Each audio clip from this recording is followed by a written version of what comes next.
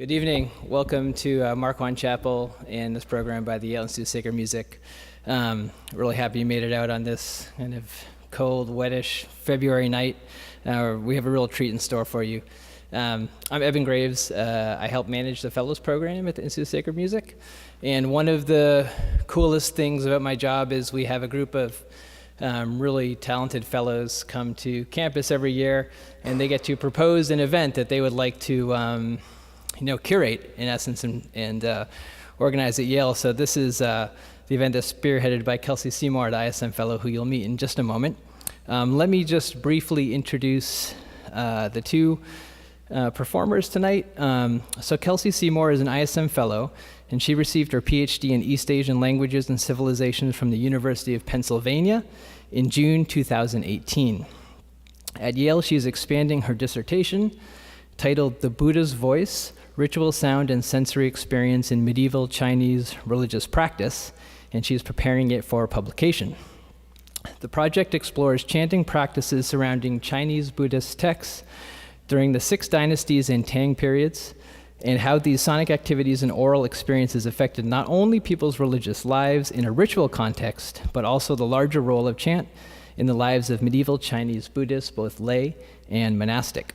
And we also have Peiyou Chang, is a performer, educator, and scholar based in New York. She began studying Qin under the tutelage of the Taiwanese master Yuan Junping, hope I pronounced that right, the founder of the New York Qin Society. She has performed and lectured on Qin in North America, Europe, and East Asia, most recently at the School of Oriental and African Studies, China Institute in London. And that was for the inaugural London International Guqin Festival. So we're going to have a little bit of a back and forth informal lecture demonstration. We'll have a chance to hear a more extended performance near the end and some time for questions and answers. The last request I have before welcoming them is please silence your cell phones if you could. But please join me in giving them a warm welcome tonight.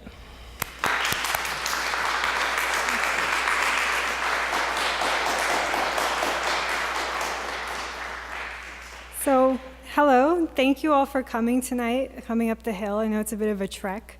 And happy Lunar New Year to everyone tonight.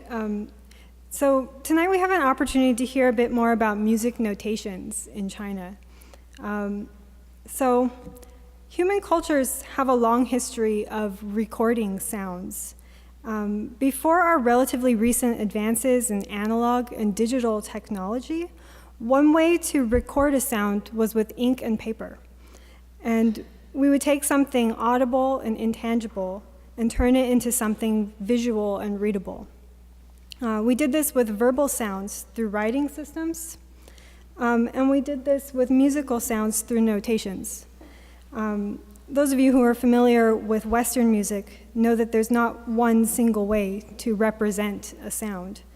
On our slide here, for example, we have medieval neumes, 5-line staff notation, guitar tablature, and even a graphic score.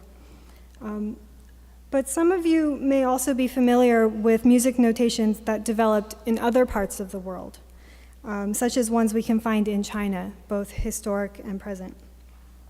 Here too, we see a diversity of systems, using versions of solfege for gongcha and numeric notations, neumes for Taoist hymns, and tablature for the Qin. Today we are going to talk in detail about this last notation system, the tablature for the Qin. To do so, it is my pleasure to welcome Peiyou Chang to join us and lend her expertise. And I'm going to repeat Eben for a moment here to introduce her. So she has performed and lectured on Qin in North America, East Asia, and Europe, and most recently at the School of Oriental and African Studies, China Institute in London, as Eben mentioned, for the inaugural London International Guqin Festival. So our plan this evening is to first introduce you to this ancient instrument and its notation. Next, Ms. Zhang will demonstrate to us in detail how this notation works. Following that, we will discuss some of the questions raised by a notation that represents action. And Ms. Zhang will give us some insight into how she uses this notation in her own practice as a performer. Finally, we'll end the evening with a performance by Ms. Zhang of 3 famous qin pieces, followed by a short Q&A. So, what is the qin? The qin is a 7-string zither, as we can see here and also here, which means, and it's also called the gu qin, which means ancient zither. And it really is quite ancient. It is mentioned in texts that are commonly dated to 3,000 years old, and archaeologists have excavated examples that date back to about 2,500 years old. No one knows for sure how this instrument came into being, but there are a few mythical accounts of its creation. For example, when the legendary hero Fuxi was rolling all under heaven, he observed the appearances of astronomy and geography, things from the surrounding environment and his own body, and created the 8 trigrams. He knocked on a piece of paulownia wood and heard an interesting sound. Therefore, he cut the wood and made a qin. There are also stories of Shen Nong, an ancient agricultural figure, making a qin, and the legendary sage ruler, Emperor Shun, playing a 5-string qin. Some accounts allege that 2 strings were added during the 11th century BCE by the kings Wen and Wu, the founders of the Zhou dynasty, bringing the total to 7 strings with a range of 4 octaves. From this, we can assume that the qin gradually developed into what it was now, or into what it is now, through a range of adjustments and improvements over time. We do know that from at least the Han Dynasty, roughly the 3rd century BCE, the qin was very close to what it is now. So the qin is mainly used as a solo instrument. It is seldom seen in an ensemble, but rather is played alone or with a small group of people who understand and appreciate its music. It is closely intertwined with the Chinese literati class, the lofty pursuits of painting and poetry, and the philosophies of Taoism, Confucianism, and Buddhism. Our modern qin is not much different from what people played 2,000 years ago, but even though the overall structure is the same, records in surviving qin books show that the size and the shape of the qin underwent some experimentation over the years. Some were longer, some were shorter, and the number of strings could be 5, 7, or even 9. So here we can see the names of the parts of the qin. Many are named for bodily features like forehead, waist, neck, or shoulder. Others are named for geographical features like mountains, which we can see here, or pools, which we can see on the bottom. Yeah. And in early China, there was a belief that the phoenix and dragon symbolized the yin and yang forces of the universe. So these were often used to modify particular features, so dragon pool, for example. The shape of the qin has varied from the past to the present, with the main differences being variations in the forms of the forehead, shoulders, and waist, as well as in the shapes of the sound holes. Perhaps these were attempts to improve the sound quality, but some may just be personal creativity. Each shape has its own name. These names can honor ancient sages, such as Fuxi or Confucius, and they can describe its shape, such as banana leaf. And they may also refer to cosmology, such as the Zhenghe style, which symbolize the straight and harmonized energy of heaven and earth. The qin is constructed of 2 pieces of wood, a top board and a bottom board. The rounded top board of the qin symbolizes heaven, and the bottom flat board of the qin symbolizes the earth. The top board is often made with a softer wood, such as paulownia, and the bottom board is often made from a harder wood, such as catalpa. Here we can see an inside view of the qin. We can't see it on this one today, unfortunately. Here we can see that the top board is hollowed out in several areas, and some qin are made with 2 sound absorbers in the sound hole areas. And some are not, depending on the sound quality that the qin maker wants to achieve. So the reason that we've come here today is to talk about how people notated music for this instrument. In fact, the notation system for the Qin is really something quite special.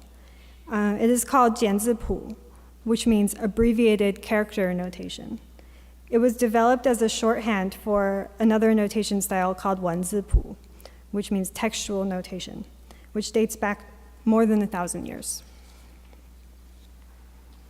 So wenzipu was written like an essay that told the player which string to press, where to press on that particular string, how to play, where to pause, and where a phrase in a section ended.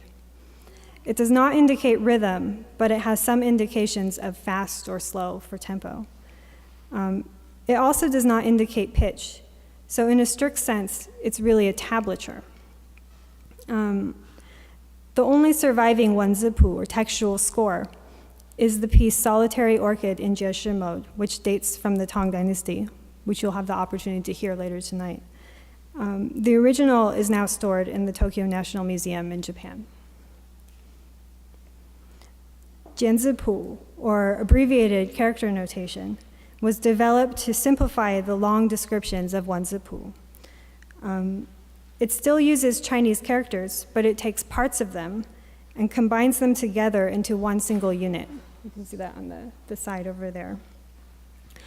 For people who grew up reading Chinese, this notation system can be quickly picked up.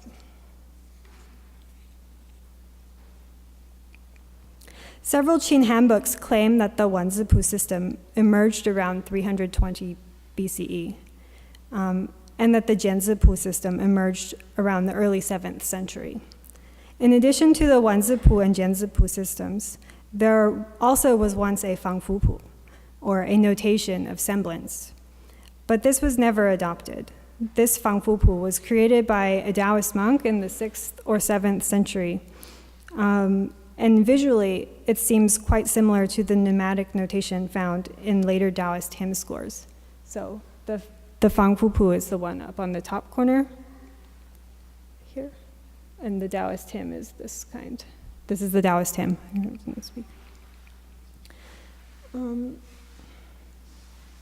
And during the 20th century, we can also see a combination of different kinds of notation being used for scores for the Qin, in order to address the needs for pitch and rhythm and tempo that are missing in the jianzipu notation.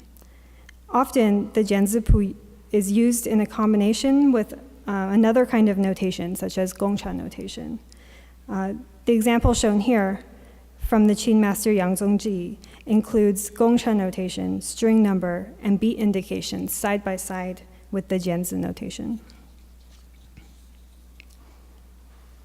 It could even be combined with numeric or Western notations. In these cases, it's printed horizontally rather than vertically. So now that I've given a brief overview of the notation, I'd like to turn to Ms. Zhang, who will walk us through the structure of jianzipu notations and their main fingering techniques. Thank you. Many thanks to Yale Institute of Sacred Music and Ms. Seymour inviting me to join her. It's my honor to participate in this wonderful event. So this slide is a table of contents from the Ming Dynasty Qing book, 神奇秘谱, published in 1425. Traditional Qing books listed Qing melodies by grouping them under certain tuning modes. This photo is one example. The red triangle ones are the names of the tuning modes, and the green round dots are the music pieces. For example, Guangling San, Song of Guangling, is listed under the Manshang mode, which means lower the second string tuning. And High Mountain, Flowing Water, Sunny Spring, and so on, are listed under the Gong mode, which is the standard tuning of the Guqing, and the major key is at Gong, which is similar to the Western C. Once we set the tuning correctly on the Qing, we can then follow the jianzi notation to start to play. Now I will show how to read the 简字 notation. Oops. Oh, right. The major parts we need to know first are the symbols of Hui numbers and the string numbers. The Hui numbers from the Yue mountain bridge to the tail is 1 to 13, plus 1 outside of 13. And Hui dots are the harmonics or overtone positions. And string numbers are 1 to 7, from the thickest to the thinnest. In the very early days, the Chinese characters 宫商角徵羽文 and wu were used to indicate the strings. There is also pressing positions between dots. For example, if we see 5, 8, that means the 8th section from the fifth Hui dot to the 6th Hui, and it's closer to the 6th. Sometimes a half can be seen, which means in the middle half between 2 dots.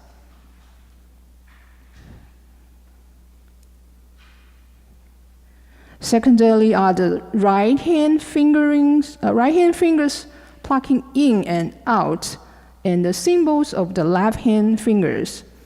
This photo is showing the finger symbols.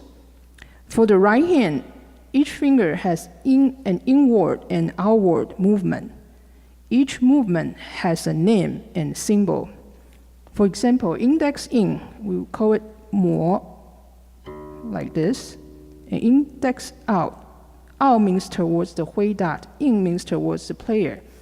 Out is called tiao, like so. And the little fingers for both hands are called forbidden fingers, which means we don't use them. This photo here is showing basically how a single note symbol is structured. If we look at one note, on the top, this one note, we can divide it into 4 sections, as the picture shows. The top left is the left finger indication. The top right is the Hui number indication. And the bottom part includes the string number and the right hand playing technique. So the first note here is the thumb on the 9th dot and tiao 6 string, like so. Based on this basic structure, there are 2 important sliding techniques called chuo and zhu, which are sometimes added. These 2 sliding techniques play very important roles for connecting note to note. Zhu is a downward sliding, like so, while chuo is an upward sliding, like so. Down is the direction from the player's right to left, which where the sound will go from higher to lower, while up is the direction from the player's left to right, and the sound will go from lower to higher. So these 2 notes here is middle finger outside of Hui and slide down like that. And then, okay. So this photo shows the original characters of the basic right hand 8 fingerings and how the symbols were taken from their original characters. I used red color to highlight the parts which the symbols were taken from. On the left are the original characters of the 2 sliding techniques and 1 Hui position called Hui Wai, means outside of the 13 Hui. Now let's look at some examples of the content of fingerings from a piece called 列子 Writes on the Wind from the Ming Dynasty handbook 神奇密谱. There are section number and title of section. Okay, that's the section. I cannot find the red dot. Up. Uh-oh. Okay, sorry. Anyway, so there are section number in the title of the section, and then the music starts with the 简字 notation. In the 简字 notation, there are smaller fonts to indicate ornaments such as sliding up and down or vibratos. Here I took out some symbols to explain. Qing had 3 types of sound: open string sound, like so, or harmonic sound, or pressing sound.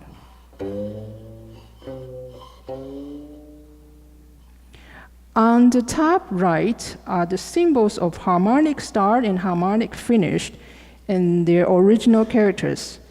Again, I used the red color to highlight the parts which the symbols were taken from. And there is the symbol of harmonic and the symbol of open string. We see the symbol of harmonic start, we have to find where the symbol of harmonic finish is located. So we know in between these 2 symbols are the notes that have to play in harmonics. We can see this whole first section should play in harmonics. I will demonstrate later. Here I also have some examples of right-hand fingerings with multiple fingers, such as 打圆. 打圆 means repeat the 2 previous fingers twice. And the 长锁 means it's a single symbol actually creates 5 same notes.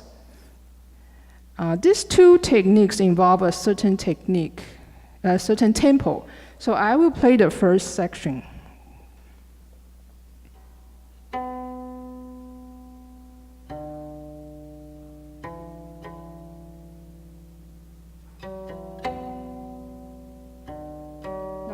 Now it's 打圆.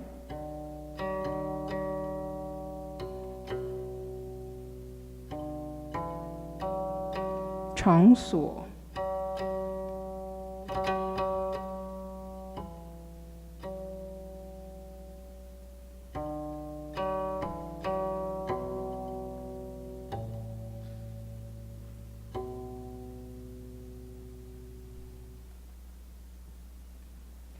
On the left, I have another 2 examples of right-hand techniques with multiple fingers, 拨拉 and 搓.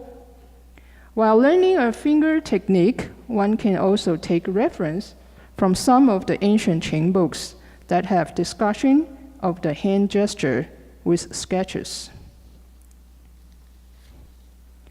Such as this picture I have here from an early Ming Dynasty Qing book, 太阴大全集.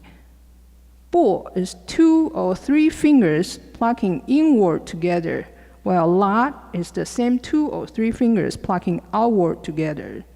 The hand gesture of 拨 la is like when the fish that is going to change its swimming direction will splash the tail to turn. The gesture is called swimming fish splash tail. So it will look like this. Right? So you don't do like this. You have to do like this. So that's 拨拉. And next one I have here is another example called 搓. The gesture is called mantis catching a cicada. Taking the look of the 2 arms of mantis, that one moves forward while the other one moves inward a little bit and together. So I will demonstrate. It will look like, it's the right hand, it will look like this. Sometimes we use index and middle or index and ring, like so.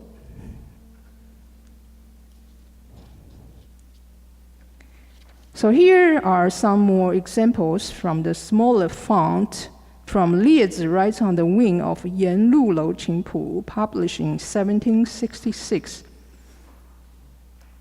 There are periods to divide phrases, pause, repeat from the angle mark, moving up or down, and rapid in vibrato, etc. So I will demonstrate the last two green lines to show the sliding and vibratos. So we have thumb on the 7/2, go fourth, and then slide up to 7, and again up to half, and vibrato, so it will sound like this. And then 住 down, down half, a quick vibrato, and chachi. Okay, so that's that. Now I will leave the introduction of Qing notation here and turn the mic over to Ms. Seymour.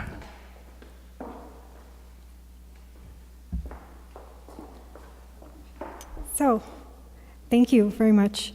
So after Ms. Zhang's detailed explanation of the ins and outs of Qing tablature, a few questions immediately come to mind. So I'd like to raise 3 issues. The first is the issue of the connection between action and the sound in the performance. The second is raised by having this chance to view the Qing scores. So is there a relationship between the notation of musical sounds and the notation of verbal sounds? And finally, it is worth touching on the kinds of knowledge that are transmitted through this notation. So I'll start with the first, looking at the connection between the action and the sound. As we have seen through Ms. Zhang's explanations, a Qing score does not actually tell us which notes to play, but it actually tells us the actions our hands must carry out. In other words, it is a choreography or a plan for the movements of a performance. And furthermore, Qin notations are instrument-specific. They only work for the Qin. For example, I would not be able to pick up a flute and play music using jianzipu tablature, since due to the structure of that particular instrument, I would be incapable of following the directions. I would first have to calculate the expected pitch and then convert it to another type of notation that uses fixed or relative pitch.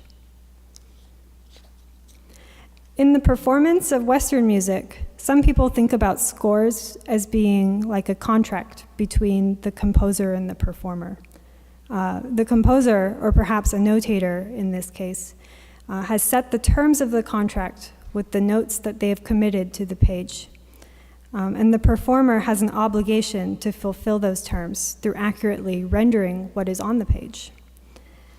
Setting aside debates about freedom and stylistic interpretation, we can see that performers often have a choice for how to produce a note in terms of the action. A pianist might be able to choose their own fingerings, or a violinist might be able to choose their own bowings. In tablatures, and in Qing tablature in particular though, the action is part of the contract. Furthermore, the sound is not part of the contract. The sound is actually achieved as a consequence of the action rather than the goal of it. When the action is the focus of the notation, then we might ask whether seeing the movements is an essential part of the performance. In the case of Qin, this also seems to be the case. The player indeed follows prescribed movements over the course of the performance. And what's more, this idea is promoted by theorists of the instrument as well. A Ming Dynasty Qin manual, 太阴大全集, preserves the following maxim.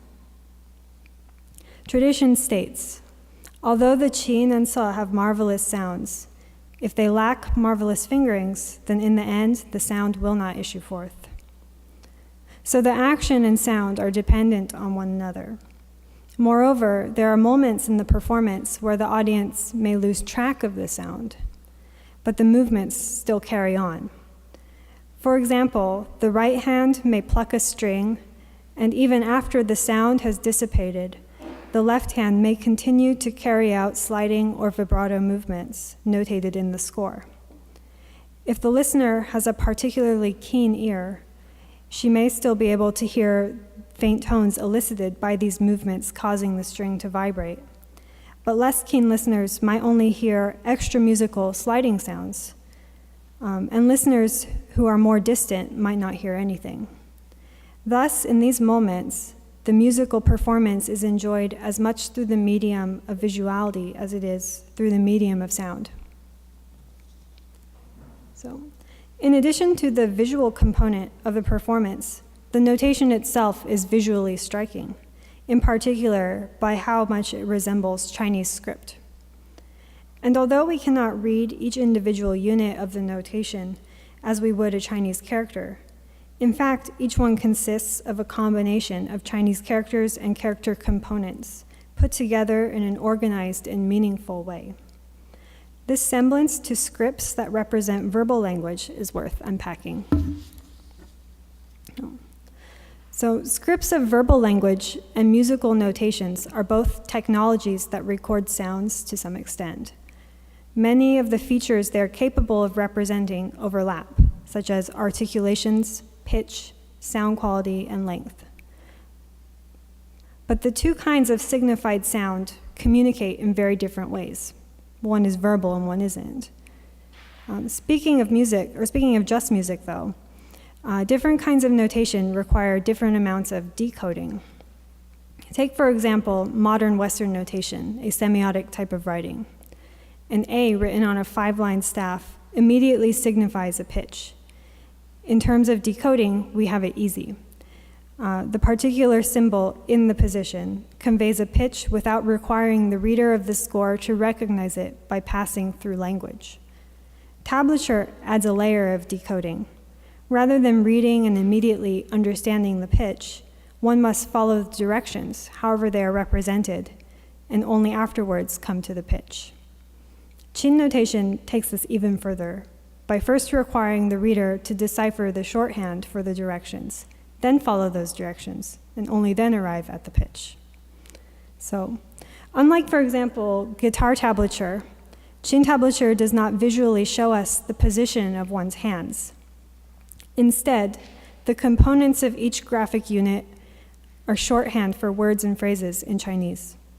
And so they can be essentially translated into full grammatical sentences that provide the performance directions, just like the early Wanzipu scores. In other words, they are tablatures that represent performance actions, but they do this through writing rather than through images. In short, they are text scores. From a historical perspective, this textual element of the notation informs us about the performers themselves. First, we can know something about their position in society, since they must be at least semi-literate to use scores like these in the first place.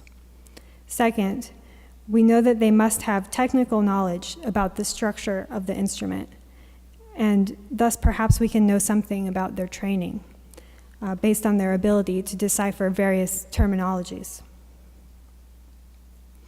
And finally, what kinds of knowledge are produced from and transmitted through this notation? Sounds are temporal, only existing in a certain moment in time, and then they disappear. When we want to access them again, they have to be remembered. Notations fix something that is fleeting and allow us to recover that memory. The interesting thing about tablatures is that they record knowledge associated with our procedural memories rather than our semantic memories. In other words, they tell us the know-how rather than the know-what. Qing tablature grants us access to the embodied performance, or the actions, rather than an abstract melody. So it really transmits the role of the person in the music making, and highlights how it is sometimes difficult to separate performance practice from the music itself. A brief account from the supplement to the Tang dynastic history perhaps further underscores the idea of non-distinction between the performer and the performance. As for Zhao Bi, He played the 5-string qin. When people asked about his art, he replied, "As for my approach to the 5 strings, at first I pursued them with my mind, then I perceived them with my spirit, and finally I accorded with them naturally. I then became overwhelmed, feeling as if my senses were disordered. I didn't know if I was the strings or if the strings were me." This is all, of course, just some observations on the mechanics of notations, and Qin notation in particular. But if we really want to get a sense of how Qin notations are used in performance practice, we must ask an expert. So now I will turn back to Ms. Zhang with some questions on her own experiences of learning from and using notations. Thank you. So I'll begin. So how do you personally use these kinds of notations? Yes. Okay. So when I was learning from my teacher with the traditional way, which was to imitate the teacher's playing, I would usually study the Qing tablature before I went to the lesson. It helped me to learn the piece faster. After the lesson, I used the tablature to recall what I had learned from the teacher. In recent years, I'm using the traditional tablature to do dapu, which means the process of self-studying an ancient tablature in order to be able to perform it. I read it, study it, memorize it, and then put it aside once I have it fully memorized. I also use it to remind myself if I forgot or am not sure about certain parts. Can you elaborate more on the role of the teacher? Yes. Tang Dynasty poet Han Yu once wrote, "A teacher is one who transmits knowledge, provides for study, and dispels doubts." Based on these 3 principles, my thinking is the teacher can demonstrate and explain some nuances that the notation did not or cannot indicate, such as the energy flow and the tempo. The teacher can also convey the knowledge of culture, history, philosophy, and aesthetic views to people who grew up in different culture or have no chance to know all of that. There's an old saying from Huainan Zi, giving a fish to someone is not better than teaching that person how to fish. So once you know how, you can explore more with your skills. The teacher should be able to recognize each student's quality and guide the students based on each one's aptitude in order to help them to develop their potential ability. There's an old Chinese saying which I like. The master initiates the apprentices, but their achievement depends on their own efforts. Can you tell us a bit more about how these notations address musical aspects like rhythm? Right. Traditional Guqin notation does not indicate rhythm, but has some symbols to indicate repeat, pause, rapid and slow, as I mentioned before. Some modern players use Western staff notation or numeral notation along with Jianzi notation, as Ms. Seymour mentioned before. Meanwhile, there are some theses about rhythm that can be found in some ancient Qing book, such as Yu Gu Zhai Qing Pu, published in 1855, and Tang Dynasty Chen Zhuo's thesis of Guqin Fingerings, added by the 20th century Qing master Yao Bingyan. Here I will quote some concept from Yu Gu Zhai Qing Pu Bu Yi. Qing music has a natural rhythm. The beat should be connected smoothly. It is like when a bronze water clock leaks out water, and when the rain drips down the eaves, there are no overlapping drops. How to make the proper tempo at the beginning, learn from a teacher, and practice well to gain the proper rhythm. For techniques like guanfu and suoling, where the right hand strums several strings like this, or that, the first and the last notes in one strum should be all on the beat.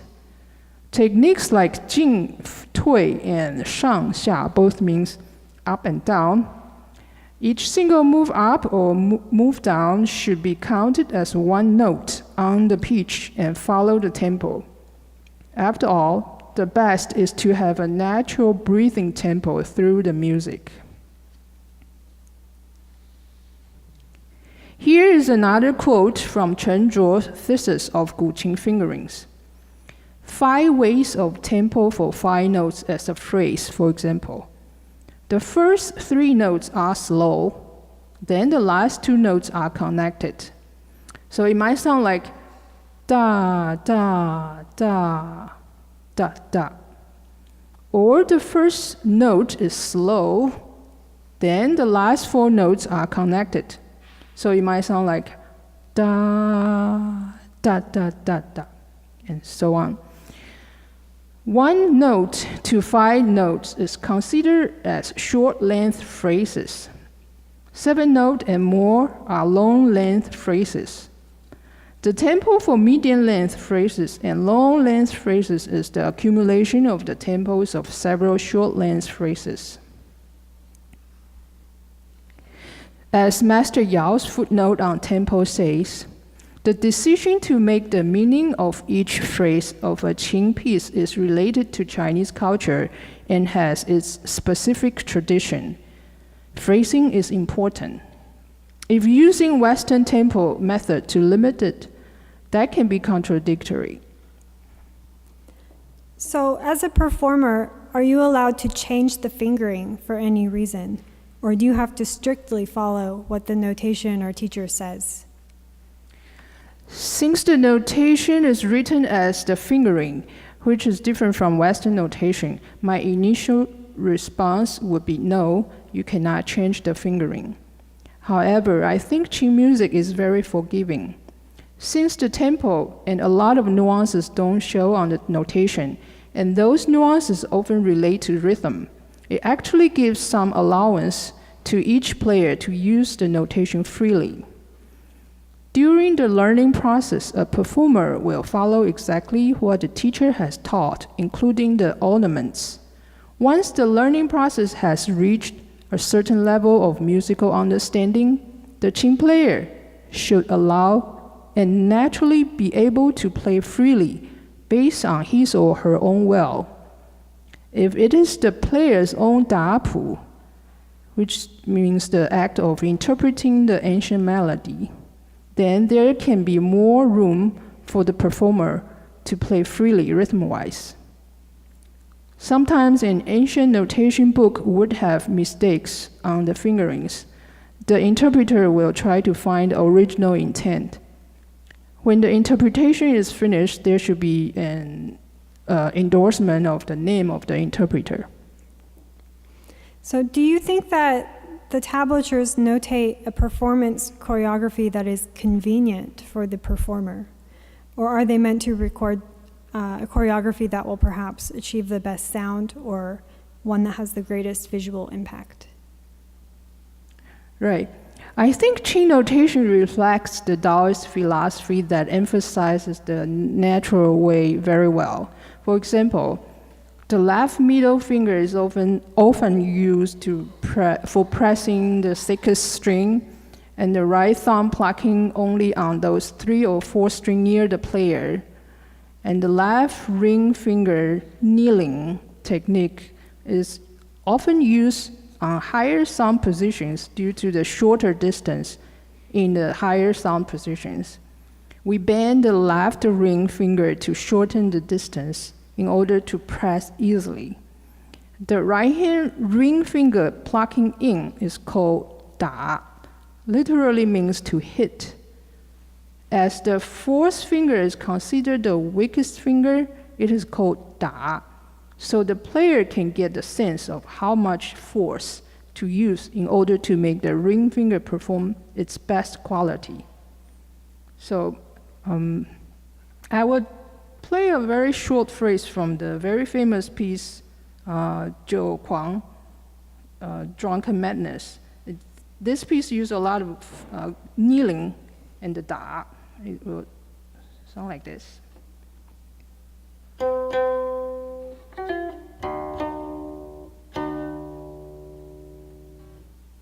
Like so. So those are the examples related to the actual physical playing. For some concept of playing techniques back in the 文字 notation style, there is a technique called dragon walk, similar to the way a snake moves. Snakes in Chinese culture are like small dragons. Although it does not show in later tablatures, many teachers will still use the name to explain the technique of dragon's move or snake's move. So I will demonstrate the two examples here. One is like this. We have thumb on the 9, leave, 4, 3, and go first. So we won't do like this, like jumping. We have to connect the string by pressing several strings, and you move your finger like the snake move. And then the other one is like this. So we won't do like this. We have to do like this. So you pressing several strings and you shift your weight while you move forward. Once you get the concept, that will be very easy to understand and to achieve the best sound for the performance. So, can you make mistakes during the performance? And if so, can you improvise a fingering if you have a memory slip? Right. The ideal way is that you don't make any mistakes while performing in public. Some performers pause when they make a mistake and try to find their way back without letting the audience notice. Ideally, there is no improvising. However, if a memory slip did happen during a public performance, it is nothing wrong to improvise a bit and find your way back, as long as the music still sounds harmonized. So, Socrates actually wrote that writing can damage the memory, obscure authority, and alter meaning. Do you think that this can also apply to Qing notations? While I agree with that philosophy from Socrates about writing, I don't think it can fully refer to the Qing notation system. First of all, Chinese literature always leaves a great deal of space for imagination, which actually creates an aid or a hint for memory. For example, the dragon or snake's walk and the swimming fish splash tail. Don't tell the player exactly what the dragon walk looks like or how a fish turns its direction while swimming. You have to observe the natural life. Once you see that with your own eyes, it becomes a permanent impression. Meanwhile, if we study the history of Qing fingerings carefully, we may find that certain fingerings never changed over time, but some people have tried to identify how to play certain techniques by writing more explanation and have actually altered their meaning from time to time or even killed the spirit of a certain sound quality, such as Yang Shibai's attempt to writing down exactly how many times the da nao vibrato has to be. So the da nao vibrato, this piece is from the famous piece, Wild Geese Landing on a Sandy Shore. And that technique, da nao, is supposed to imitate the geese flapping their wings. So if the correct way, it might sound like this.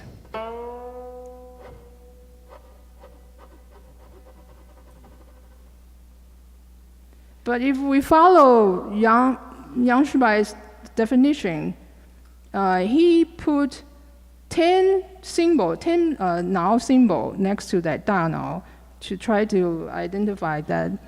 So that might sound like this.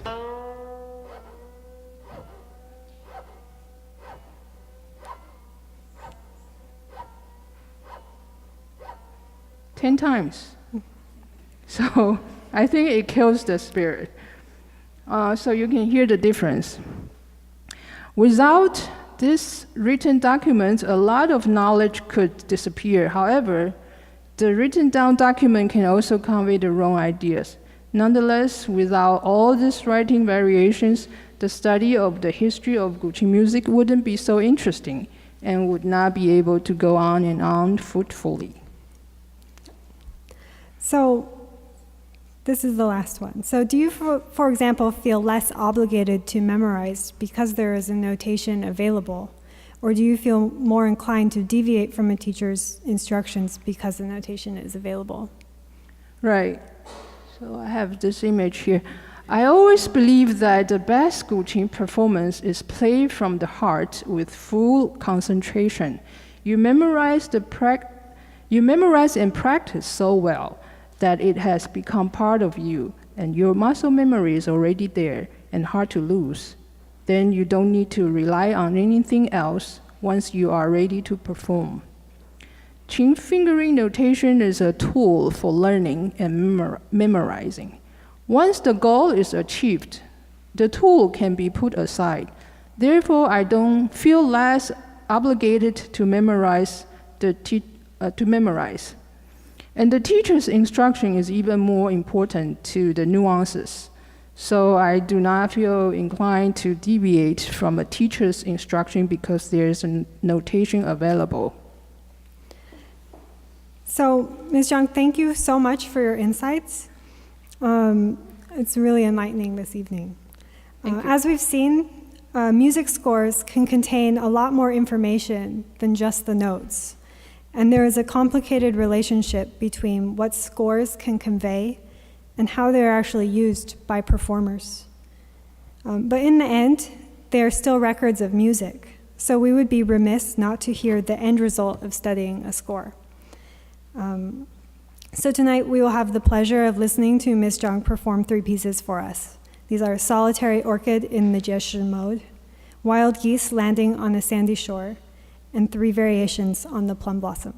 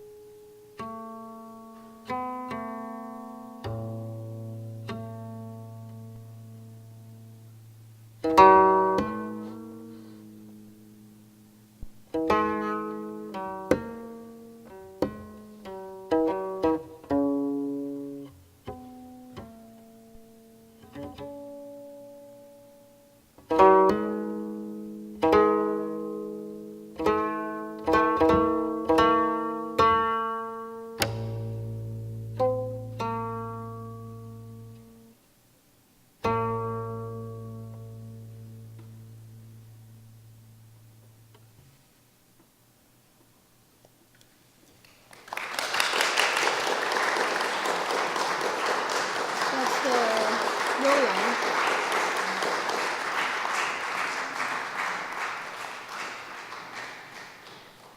The next piece is called Wild Geese Landing on the Sandy Shore.